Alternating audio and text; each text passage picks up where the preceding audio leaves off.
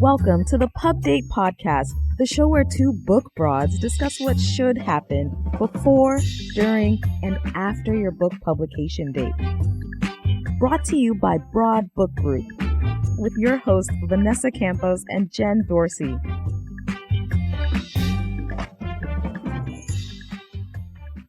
Happy Friday, Jen. How are you doing?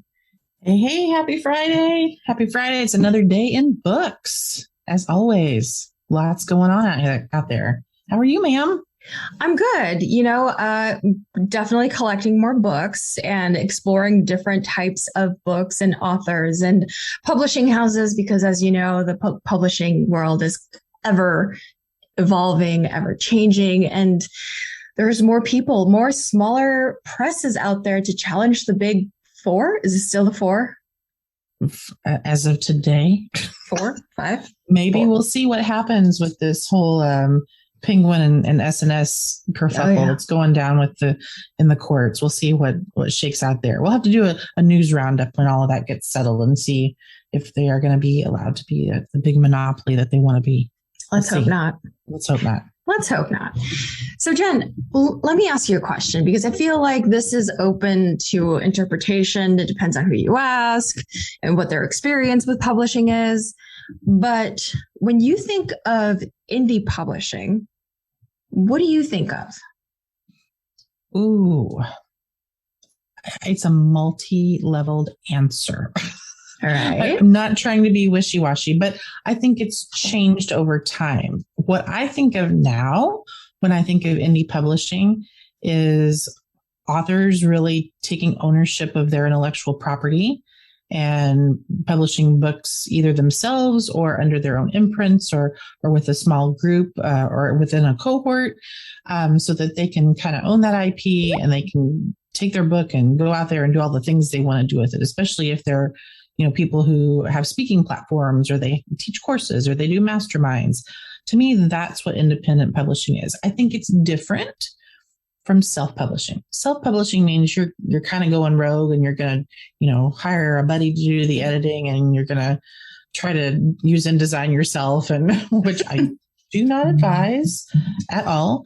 I think that it's different though. I think when we're independently publishing, we're bringing in people who are experts in the field who either provide those services, in a package sort of way, like a book packager, or provide individual services to help you achieve that goal.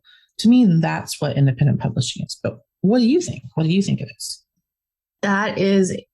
Those are all very good points. And I just want to say that I've always thought of publishing as being this big monster of, this is the way you do publishing. It's the traditional model. And so when indie publishing came out, and I think Amazon has done a really good job of democratizing the way that we look at publishing, so you don't have to go through the traditional model.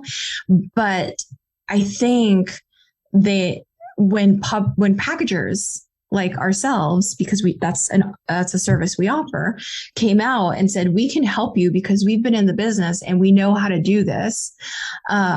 It started becoming like a pay to play and kind of got villainized a bit, calling it a vanity press. Right. And it could be good, it could be bad, but it is pay to play. So when I was coming up in the publishing world, I always thought, okay, well, indie publishing is just not as good. Right. Indie publishing is vanity press. Indie publishing is pay to play. Those type of things. But then when you're in the world of publishing, then you see all the multifaceted worlds that each individual publisher can kind of bring to the table. So it's kind of like, if the shoe fits, go with traditional publishing. If the shoe fits, but it's not your color and they don't offer you the color that you like, then maybe you just go out and make your own. Well, don't make your own shoe, but you know what I mean. You can go out and customize something that fits your needs, especially when you're an author who has a platform. Absolutely. And to be fair, I think there are some really horrible vanity presses out there. Yes. There are people who prey on authors and their lack of knowledge about the industry, and have you pay a bajillion dollars and give you this very poorly designed, not edited, not copy edited quite frankly, piece of trash book that does not serve you well. There are those places out there, and I think they did get a bad rap, rightfully so, but they gave everyone else who was doing independent publishing well also a bad rap. Now, like in the early 90s or in the late 90s and early 2000s, I'm really dating myself here. There were quite a few vanity presses out there, and there weren't that many good quality independent publishing options back then. I think the industry has changed so much in the last 20 years that now authors really have their choice of what they want. You have to still be careful and watch out for predatory vanity presses. But we're going to talk a little bit today about how you can really vet a good quality independent press. And then we're also going to talk about small press options too. But I think now is the golden age, as you mentioned, of democratization of publishing, where authors really can just go out there and pick the path that's best for them. There's a lot of good options out there. Right. And just kind of want to piggyback on that, the predatory hybrid publishers and the vanity model publishers. Some of them are actually really good, but they only provide the publishing part of it, or publishing, editing, distribution, make your book look like it belongs on the shelves, but then they drop you because guess what? Marketing is on you. So if you're going in that direction, then make sure that it's just kind of all encompassing. You have a partner, basically. But yeah, let's talk a little bit about, how to look out for a good publishing partner. And we'll just call them publishing partners because they could be indie. They could be a small press. How would you start out? Like, say you have a small business, you're ready to take your coaching to the next level, and you've got a workbook in you. Everybody says like, hey, can I get the workbook to this course? And you don't have one. What do you do? Well, I'm going to be an academic nerd here for a minute and say that you need to start with some really good research. If it were me and I were in that position, I wouldn't just Google publishers or just Google small presses. I would start with vetted associations that have really solid membership, where that, okay, these people are within the industry. There's a governing body, or at least, an association that kind of vets them before they allow them to be members. IBPA is a really good example of that, Independent Book Publishers Association, which, we know a lot of good folks who are involved with that. They have wonderful programming. They have a very strong membership of solid independent presses who offer all kinds of things, who offer a small press experience, but also can offer a book packaging experience or help you publish your own imprint. There's a really strong group of folks there. PubWest is another really great place to start to look for small presses.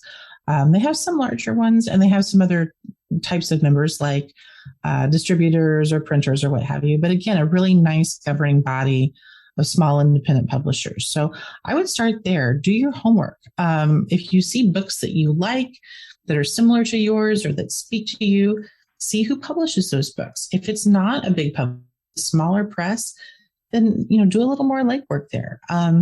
For small presses, there are several associations as well, and we'll put all this in the show notes for everybody. But that would be my starting point. I would say if you are a business owner, an entrepreneur who is looking to see, and this is coming from a marketing perspective, I would look to see how many people have actually taken your course, what that price point looks like. Is there enough material to go ahead and create this? Because if you think about it, it's a book tends to be about 40,000 to 65,000 words, I'd say. So I would say, do you have enough material to do this? Is there enough of a demand to do this? So I would, in addition to doing your homework in terms of publishing houses or the route that you may want to take your book publishing journey on, is also making sure that what you have is a viable product. Right. And I think exactly. And we have a checklist for that. Is it a book? We do. We do. One of the things that a lot of publishers look at, and this is my big thing, is that even if you're going to be an independently published author, self-publish, create your own imprint, you need to look at this as a publisher. does your product have a market? Do you have an immediate audience? Are you already selling to your audience? Are you in partnerships with other larger not corporations, but other, are you part of a Vistage group? Right. Are you part of events? Yeah, exactly. Do you do events? Are you part of like the Chamber of Commerce within your city? So you're already doing the things that a traditional publisher would want you to do. You already have a platform. So, if you have all these pieces and you can sell X number of copies, you just have to figure out the math. The math is the important part in order to make sure that you have a successful and viable product. And then once you figure out the math and you think like, okay, yeah, I can do this, then you need a team to help you kind of like maneuver through that, figure out your publishing strategy. Right. And I think that's key, the figuring out what a book publisher wants you to do. And if you're halfway there as an author, you have your platform, then why do you need a publisher who's going to take 80% of your royalties? Throwing no shade at publishers. It's true though. It's a math question, right? Like, what do I want out of this? What do I want it to be? How do I want to sell my book? Do I want to control that process, or do I want to have somebody else control it for me? Right. And it's not just about like the process, it's not just the editorial process. It's not just the development of the process. It's also, it's an overall, whoever you decide to work with, keep in mind that it's going to be a year, 2 years, at least 9 months of you and this other person or this other team talking on a weekly basis, right. Getting feedback and doing that. So I would definitely have those conversations. I know we've had a lot of consulting conversations with people who have a great platform. It's starting out, and then you start telling them like, hey, this is the path. This is your publishing strategy. This is the project management, the author branding, the content marketing. And then it starts getting a little overwhelming. Yeah. But I feel like it's probably, if somebody is having that conversation with you and you're feeling overwhelmed, but they're saying that's okay because you have us every step of the way, then that's probably a good partnership there. Right. Exactly. And to me, it's really hard for authors to know the answers to all of the what do you need style questions, right? Like, do you just want someone to package the book? Do you want that marketing support? Do you want a PR connection? What do you want? I think a lot of authors may not know the answer to that. And so really thinking strongly about those broader business goals for you and your personal brand is a really, really good place to start. Do you just want to be able to have books in the back of house for events? Hopefully you want to go a little further than that, right? Yeah. Or do you have really big ideas of how you want to reach out to traditional retailers? Do you want to see your book in Barnes and Noble? Do you want to see it at Bookshop, or your favorite independent bookseller? I think those are important questions to ask. And of course, we all want to be successful. We all want all the things, right? But it's not, the traditional path is not always the right path for every author. And I think that's okay. And again, that's why right now is such an awesome time in publishing, because you have all of these options. You have every path open to you, which is a little overwhelming, but in a good way.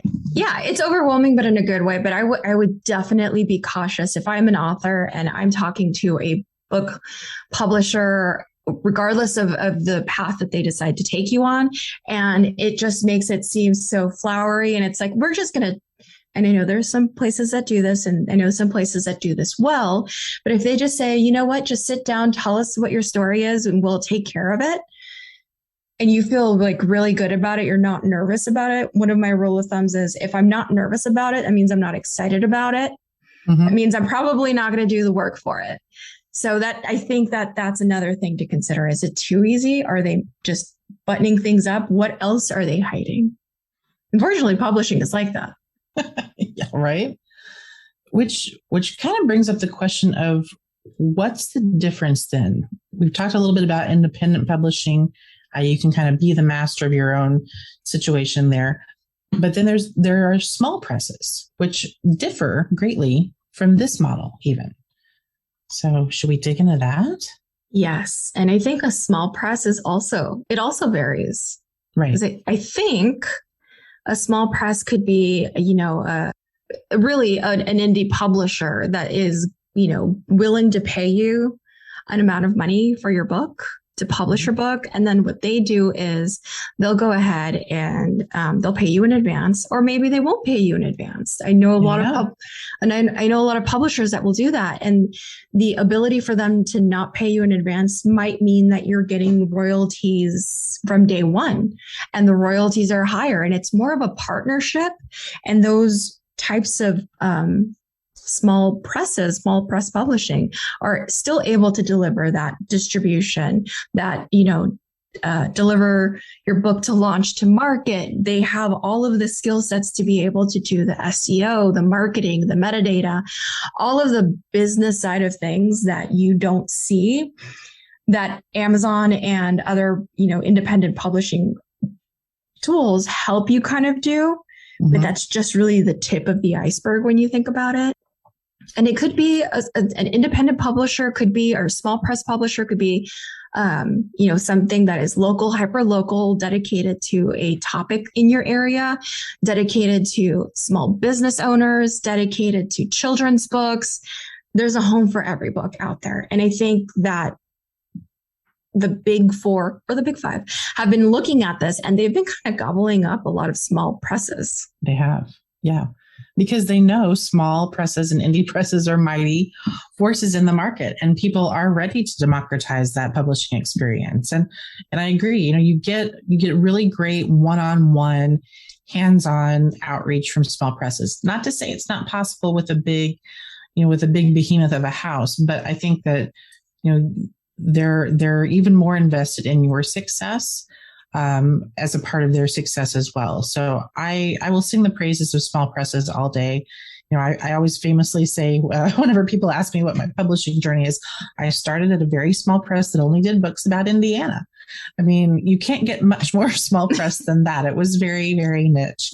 But that experience really showed me the passion that small press people have for their books and have for their authors. And so, I can't say enough good things about small presses. I love them. I love you, small presses. I love you too. And in fact, I think when we worked together a few years ago at a mid-list small publisher, I'd like to think that we were small because I like to see that vision and just kind of like the core audience was always entrepreneurs. The core audience was always that person that figured out something, wanted to share that solution with people. And it always seemed really homegrown. Mm-hmm. So I really enjoyed bringing that kind of partnership with our authors when we were working together. And I like to think that that was the differentiating factor between us and any other book publisher out there. It's the people that make things really, really happen that I think is what you need to pay attention to. Yes, I agree. There's passion in the scrappiness, and sometimes that pays really, really good dividends. Yes. And always, be mindful of publishers that are willing to pay you in advance, but then explain to you how that works out. Because I think that a lot of people get really stuck in the weeds of to what an advance is, but then don't understand that it's just part of the program. And if you find somebody who explains, here's the advance, here is how it's going to work out after your book is published, and this is the math. I appreciate anybody who shares the math with me. Agreed. Yeah. I think small presses are very invested in making sure that you understand how the business model works, because they want you to be that partner to go out and market your book. And if you don't go market the book, you're not going to get the royalties because you're not going to get the sales. Yes. And don't be mad when that small press or that small press editor comes to you and says, you need to market the book. Because guess what? They're invested and you're invested, and they're going to give you all the tools that they have at their disposal. But if you're not pulling your weight, then, that's just another thing to consider. How much work are you willing to do after the book is published? And finding a publisher or an indie press style, or even just yourself, like how much work are you willing to do? Exactly. And Paul has a question. Yes. I hope you'll do at least another part 2 on this, because it seems like there's 3 aspects to choosing which path to take.